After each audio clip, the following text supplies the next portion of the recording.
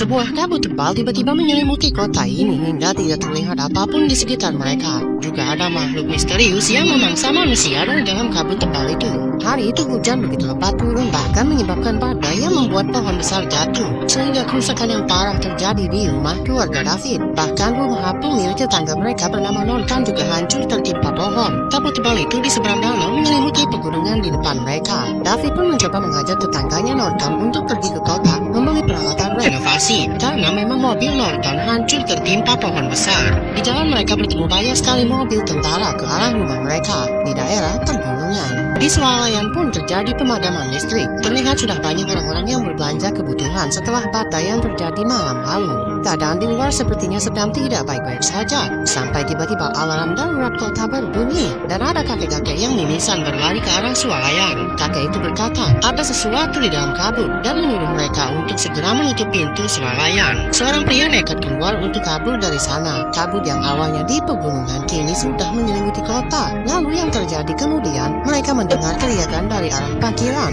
Gempa terjadi tiba-tiba mengguncang daerah ini. Setelah reda, ada seorang ibu-ibu yang ingin keluar karena harus menyelamatkan kedua anaknya yang masih di rumah.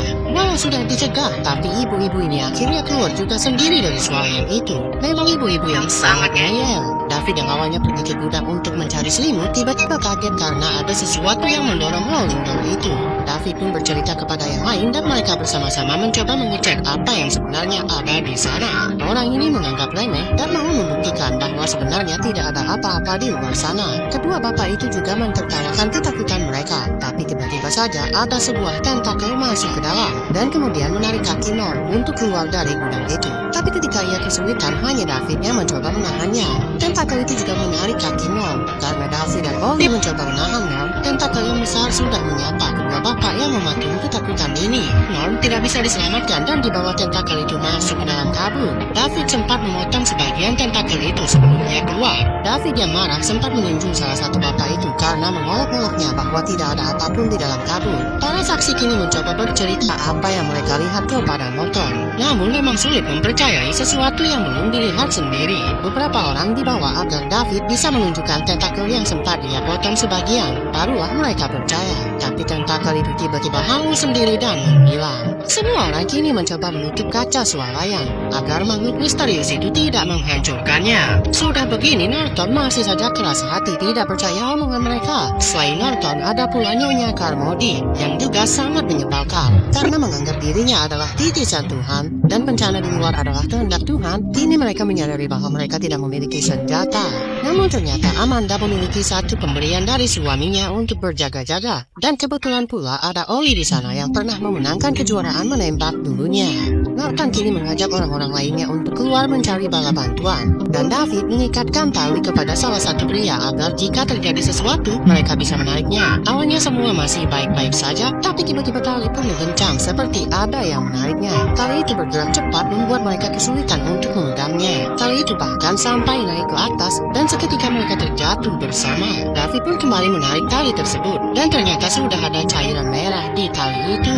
Pria itu ternyata sudah menjadi korban dan kini ketakutan melanda mereka semua. Mereka berencana untuk ke apotik terdekat untuk mencoba menyelamatkan pria yang terbakar itu. Mereka pun berhasil sampai di apotik dengan selamat. Tapi mereka kaget di dalam apotik. Mereka menemukan banyak orang-orang yang terjerat jaring laba-laba. Ada satu yang masih hidup namun keadaannya sangat mengenaskan. Anak laba-laba sudah akan menetas di dalam tubuhnya. Kini segerombolan laba-laba datang dan akan menyerang mereka semua. Salah satu pria terkena jaring laba-laba tepat di wajahnya. Mereka semua kini pergi dari sana walau ada satu korban tak selamat. Mereka semua pun kembali ke swalayan namun gagal membawa obat-obatan dan pria yang terbakar itu gagal diselamatkan. Di sisi lain, Nyonya Carmody berhasil meyakinkan orang-orang untuk percaya dengan omongannya tentang kehendak Tuhan dan bencana ini. David mencoba bertanya kepada salah satu tentara apakah bencana ini terjadi karena proyek rahasia pemerintah bersama alien. Barulah mereka tahu bahwa pemerintah sedang membuat proyek bernama Arrowhead. Proyek itu menembus dimensi lain dan menyebabkan kabut pekat menyelimuti kota